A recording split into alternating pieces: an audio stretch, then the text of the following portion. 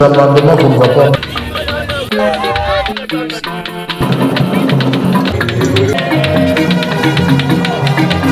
En fait, msemo yangu ilikuwa msemo ya mfupi sana.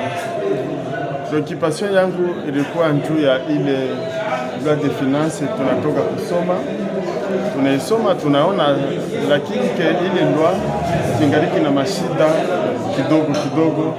Inapendeza pale itaenda ku commission economico financière papime kutengeneza njia ya kuregistre vitu moya. Tunasema juu ya problem ya kutafuta kimya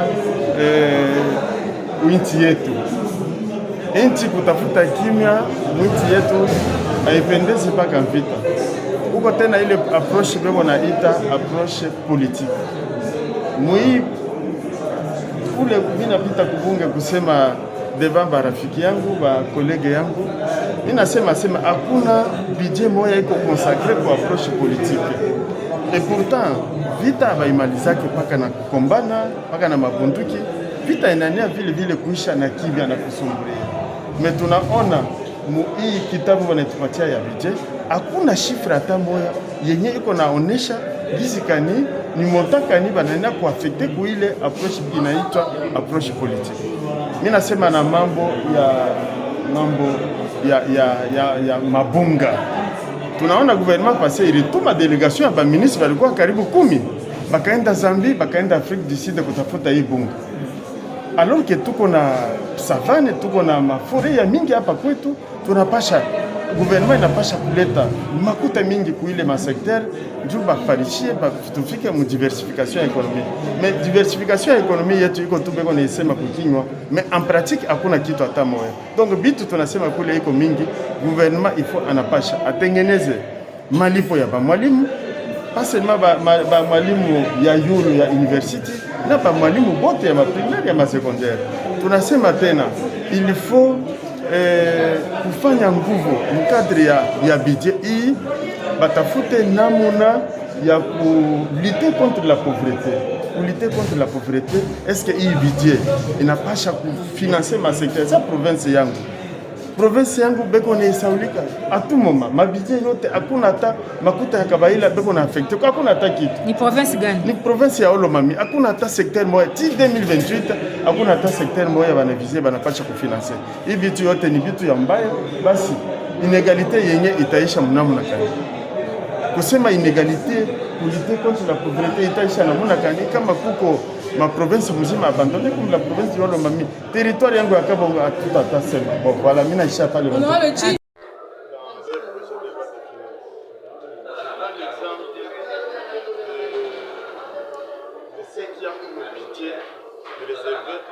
Essentiellement politique dans la recherche de la paix. Parce que la paix, on ne la recherche pas qu'avec les armes. La recherche des armes, c'est une chose. Mais nous avons estimé que dans ce projet, il faut qu'il y ait aussi des moyens qui sont consacrés à l'approche essentiellement politique pour faire la paix en République démocratique du Congo.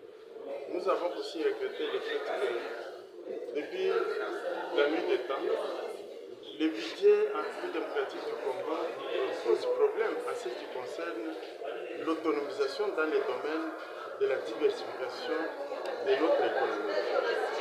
On se fonde essentiellement sur le produit minier, alors qu'il y a la possibilité, avec ce que nous avons comme terre rare, ce que nous avons comme richesse du sol, et nous avons des savanes qui chôment, nous avons des forêts qui sont presque vierges, nous avons estimé qu'il faut accorder beaucoup de moyens pour faciliter la diversification de l'économie congolaise. Précisément, il est question qu'on donne des moyens conséquents au secteur de l'agriculture, par exemple, du développement rural, et pour la production locale. Les maïs pourrissent dans nos territoires. Pourquoi? Parce qu'il n'y a pas de route, il n'y a pas de moyens d'évacuation du développement. Mais je dis au gouvernement que nous craignons Parce qu'il y a possibilité que Madame la chef du gouvernement puisse encore dépêcher, comme ce fut le cas avec le gouvernement passé. Le gouvernement passé a dépêché une délégation d'au moins 10 ministres pour aller chercher la famille en Zambie à la fin. Et quand les membres du gouvernement arrivent, ils sont reçus par un simple agriculteur, si pas un simple cultivateur. C'est quand même une certaine honte pour tout ce que nous avons comme atout géoéconomique pour pouvoir produire nos aliments. Nous avons aussi estimé, dans le cadre de ce livre, qu'il y a eu des discussions qui ont été engagées par le gouvernement et les autres et les banques syndicaux. Mais est-ce que le budget qui est présenté aujourd'hui permet de résoudre ce problème des nouvelles unités, de non payés, des professeurs d'université, si vous voulez, tous les autres enseignants? Et j'ai même dit, c'est le gouvernement qui clochardise ses propres professeurs d'université dans notre pays. Nous avons aussi insisté sur les moyens qui sont alloués au secteur de l'enseignement supérieur universitaire. Nous avons estimé que ces moyens-là ne suffisent pas. Pourquoi ces moyens ne suffisent pas? Parce que partout ailleurs au monde, on fait de la recherche, on fait de l'enseignement supérieur, université, recherche scientifique et innovation, un outil de souveraineté. Pourquoi? Parce que c'est là qu'on peut former des acteurs capables dans tous les domaines pour pouvoir relever les différents défis, y compris dans les domaines de guerre, ou même dans les domaines de l'autosuffisance. Et nous avons aussi dit, dans ce document-là, le secteur des transports développe de beaux discours. C'est très bien expliqué. Mais en réalité, on nous parle de ponts et de routes d'intégration régionale. Mais nous allons attendre, vous verrez si Dieu nous prête vie, même la législative prochaine, du moins pour ceux qui seront là, ils viendront encore voir que ces ponts et ces routes ne seront pas là. Nous ne voulons plus de la théorie, nous voulons la praxéologie, nous voulons la pratique.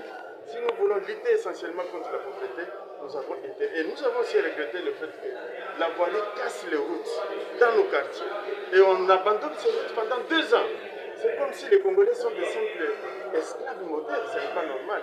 En fait, il y a eu beaucoup de choses que nous avons essayé de soulever dans les finances, mais les minutes n'ont pas suffi pour qu'on puisse donner tout ce qu'il fallait. Et voilà, je peux m'arrêter là, Michel. On a toujours l'habitude de voir que le budget c'est cela qu'il faut pour qu'on puisse lutter contre la pauvreté de l'ensemble. Il faut au pays la justice distributive.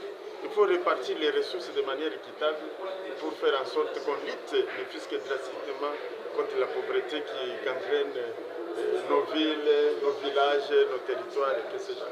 Très bien. Merci pour ça. Merci beaucoup. L'Assemblée nationale a déclaré recevable, au terme de 2 journées de débats intenses tenues du mardi 18 au mercredi 19 novembre 2025, le projet de loi de finances pour l'exercice 2026. Les échanges qui ont duré plus de 6 heures ont permis aux députés de scruter en profondeur les priorités du gouvernement et de proposer des pistes d'amélioration pour un budget jugé stratégique. Présenté en équilibre tant en recettes qu'en dépenses, le budget 2026 s'élève à 59 021 milliards de francs congolais. Il marque une hausse de 16% par rapport au budget rectificatif 2025, arrêté à 50 692 milliards de francs congolais. Cette progression, selon les gouvernements, reflète l'ambition de renforcer la capacité de l'État financier, les services publics essentiels, à soutenir la croissance et à poursuivre la modernisation du pays. Devant les élus nationaux, Judith Soumino Toulouka a exprimé sa satisfaction quant à la qualité des débats et la pertinence des recommandations formulées par les députés. Ce projet de loi de finances dépasse le simple cadre budgétaire. Il constitue un levier essentiel pour transformer notre société et renforcer notre tissu économique face à l'incertitude ambiante. Ce projet de loi n'est pas simplement un document comptable. Il incarne notre ambition collective, notre volonté de transformer nos défis en opportunités, en diversifiant notre économie, en renforçant nos infrastructures et en améliorant durablement le quotidien de nos concitoyens. Pour la chef du gouvernement, le projet de loi des finances dépasse la dimension purement comptable et traduit la vision collective d'un pays en quête de transformation. Par ailleurs, elle a réaffirmé la disponibilité du gouvernement à collaborer étroitement avec les députés lors des travaux en commission afin d'enrichir davantage les tests. Après sa déclaration de recevabilité, le projet de loi des finances 2026 sera transmis à la Commission économique et financière de l'Assemblée nationale. Celle-ci procédera à un examen détaillé des prévisions, des priorités sectorielles et des équilibres macroéconomiques avant la présentation du rapport en plénière pour adoption finale. Avec ces pas importants, le pays se rapproche de l'adoption d'un budget considéré comme un levier essentiel pour une croissance inclusive et durable en 2026.